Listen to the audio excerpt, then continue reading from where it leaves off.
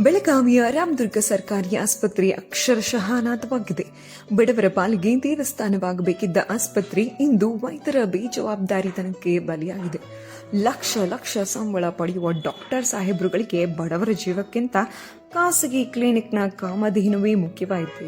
ಗಂಟೆಗಟ್ಟಲೆ ಕಾದು ಕಂಗಾಲಾದ ರೋಗಿಗಳ ಕಣ್ಣೀರಿಗೆ ಬೆಲೆ ಇಲ್ಲವೇ? ಇದು ಬೆಳಗಾವಿ ಜಿಲ್ಲೆಯ ರಾಮದುರ್ಗದ ಸರ್ಕಾರಿ ಆಸ್ಪತ್ರೆ. ಇಲ್ಲಿ ಚಿಕಿತ್ಸೆ ಸಿಗುತ್ತೆ ಅಂತ ನಂಬಿ ಬಂದವರಿಗೆ ಸಿಗುತ್ತಿರೋದು ಬರೀ ನೋವು ಮತ್ತು ನಿರಾಸೆ ಮಾತ್ರ. ಬೆಳ್ಳಂಬೆಳಗ್ಗೆ ದೂರದ ಹಳ್ಳಿಗಳಿಂದ ಬಂದ ಬಡ ರೋಗಿಗಳು ವೈದ್ಯರಿಗಾಗಿ ಇಲ್ಲಿ ಕಾಯುತ್ತಿದ್ದಾರೆ. ಆದರೆ ಗಡಿಯಾರದ ಮುಳ್ಳು 12 ದಾಟಿದರೂ ಡಾಕ್ಟರ್ ಸೀಟು ಮಾತ್ರ ಖಾಲಿ. ಇವು ಸರ್ಕಾರಿ ಸಂಬಳ ಪಡೆಯುವ ವೈದ್ಯರಿಗಾಗಿ ಮೀಸಲಾದವು. ಆದರೆ ಡಾಕ್ಟರ್ ಸಾಹೇಬರು ಇಲ್ಲಿರಬೇಕಾದ ಸಮಯದಲ್ಲಿ ಯಾವುದೋ ಖಾಸಗಿ ಆಸ್ಪತ್ರೆಯಲ್ಲಿ ಕಾಸು ಮಾಡುವುದರಲ್ಲಿ ಬ್ಯುಸಿಯಾಗಿದ್ದಾರೆ ಎನ್ನಲಾಗುತ್ತಿದೆ. ಸರ್ಕಾರಿ ಆಸ್ಪತ್ರೆಗೆ ಬರೋದು ಬರೀ ಹಾಜರಾತಿ ಹಾಕ್ಲಿಕ್ಕ?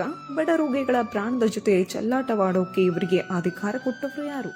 ರೋಗಿಗಳು ನೋವಿನಿಂದ ನರಳುತ್ತಿದ್ದಾರೆ. ಪುಟ್ಟ ಮಕ್ಕಳು ಚಿಕಿತ್ಸೆಗಾಗಿ ಕಾಯುತ್ತಿವೆ. ಆದರೆ ವೈದ್ಯರು ಮಾತ್ರ ಖಾಸಗಿ ಪ್ರಾಕ್ಟೀಸ್ನಲ್ಲಿ ಮೈಮರೆತಿದ್ದಾರೆ. ಇದು ಕೇವಲ ಬೇಜವಾಬ್ದಾರಿತನ ಅಲ್ಲ, ಇದು ಬಡವರಿಗೆ ಮಾಡುತ್ತಿರುವ ಅನ್ಯಾಯ.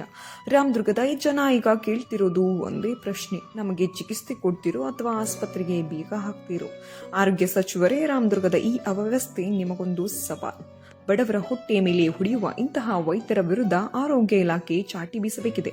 ರಾಮದುರ್ಗ ತಾಲೂಕು ವೈದ್ಯಾಧಿಕಾರಿಗಳು ಕಣ್ಣು ಮುಚ್ಚಿ ಕುಳಿತಿದ್ದಾರೆಯೇ? ಬಡವರ ಶಾಪ ಸುಮ್ಮನೆ ಬಿಡುವುದಿಲ್ಲ. ತಕ್ಷಣವೇ ಈ ವೈದ್ಯರ ಮೇಲೆ ಕ್ರಮ ಕೈಗೊಳ್ಳದಿದ್ದರೆ ಮುಂದಿನ ದಿನಗಳಲ್ಲಿ ದೊಡ್ಡ ಮಟ್ಟದ ಪ್ರತಿಭಟನೆ ಎದುರಿಸಬೇಕಾದೀತು. ಸಾಜಿವೆ ನಾಮದಾರ್.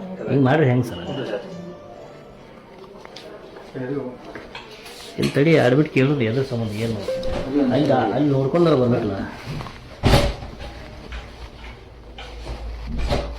ಈಗ ಹೋಗಿದ್ದೆ ನಾನು ಸ್ಟೂಡೆಂಟ್ ಹಾಗಿಲ್ಲ ಹೋಗಿದ್ದೆ. ಹೋದ ತಕ್ಷಣ ಪೇಷಂಟ್ ಇದ್ದಿರಲಿಲ್ಲ. ನಮ್ಮ ಮಾರುತಿ ಅಂತ ರೊಟ್ಟಿ ಅಂತ ಕೇಳೋಂಗ ಪೇಷಂಟ್ ಇಲ್ಲ ಸರ್, ಸಂಜೆನೂ ಬಂದಿಲ್ಲ ಅಂತಂದ್ರೆ, ಇಲ್ಲಪ್ಪ ಇದ್ದು ಪೇಷಂಟ್ ನೋಡಿ ಹೋಗ್ತೇನೆ ಅಂತ ಹೇಳಿ ಬಂದೆ. ಈಗ ಜಸ್ಟ್ ಬರ್ರಿ ಮಿನಿಮಮ್ 7-8 ಪೇಷಂಟ್ ಅದಾರ. ಈಗ ಮಂಚು ಫೋನ್ ಹಚ್ಚಿದ್ದೆ ನೋಡ, 8 ಪೇಷಂಟ್ ಅದಾರ. ಬೇಕಾದ್ರೆ ಬರ್ರಿ. ಹೌದ್ರಿ, ಎಲ್ಲ ಪಾಪ ಓದಾಡತ್ತಾರ. 1 ತಾಸು ಆತ್ರಿ ಬರ್ತೀನಿ ಅಂತ ಹೇಳ್ಯಾರ ಅಂತ ಹೇಳಿ.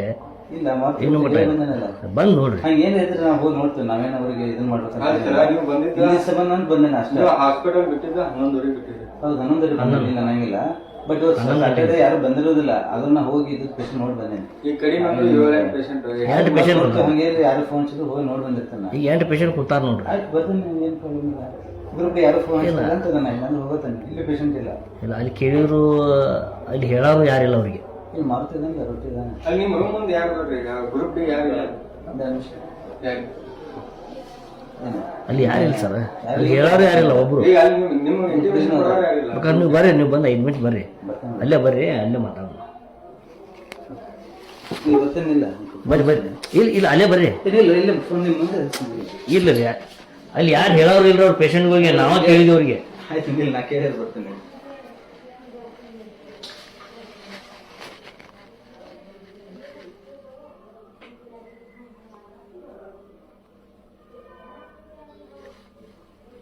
ಮತ್ತೆ ಉಳ್ಕಡೆದು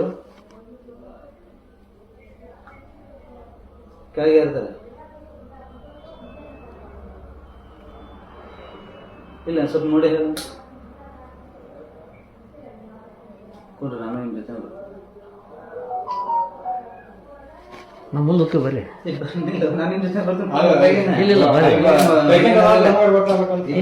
ನಿಮಗೂ ಗೊತ್ತಾಗ ನಮ್ಮ ಮುಂದೆ ಪೇಷಂಟ್ ಅದಾವ ಇಲ್ಲ. ಅಲ್ಲಿ ಇತ್ತ ಇಬ್ರು ಕೂಡ ಹೋಗೋಣ ಅಂತ ಏನಿಲ್ಲ. ನಾ ಪೇಷಂಟ್ ಇದ್ರೆ ಬರ್ಬೇಕಂತ ಏನಿಲ್ಲ. ಅದ ಹೇಳ್ತೀನಿ, ಆದ್ರೂ ಬರತ್ತೇನೆ, ಹಂಗೇನಿಲ್ಲ. ನಿಮ್ಗೂ ತಪ್ಪು ಕಲ್ಪನೆ ಆಗ್ಬಾರ್ದು ಅಂತ ಅಷ್ಟೇ. ಈಗ ನಿಮಗೂ ಸುಳ್ಳು ಆಗ್ಬಾರ್ದು ಅನ್ನೋ ಉದ್ದೇಶಕ್ಕೆ ನಾವು ಇಲ್ಲಿ ಬಂದು ನಿಮಗೆ ಕನ್ವಿನ್ಸ್ ಮಾಡಿದ್ವು. ನೀವು ನಾವು ಸಂಜೆ ಕೇಳಿದಂದ್ರೆ ನೀವು ಏನಂತೀರಿ, ಈ ಪೇಷಂಟ್ ಇದ್ರಿಕಿಲ್ಲ ನಾ ಬಂದಿನ ಅಂತ ನೀವು ಅಂತೀರಿ. ಅದ್ರ ಸಂಬಂಧ ನಾವೇನ್ ಮಾಡಿದ್ವು, ನಿಮ್ಗೆ ಇಲ್ಲೇ ಬಂದು ಹೇಳಿ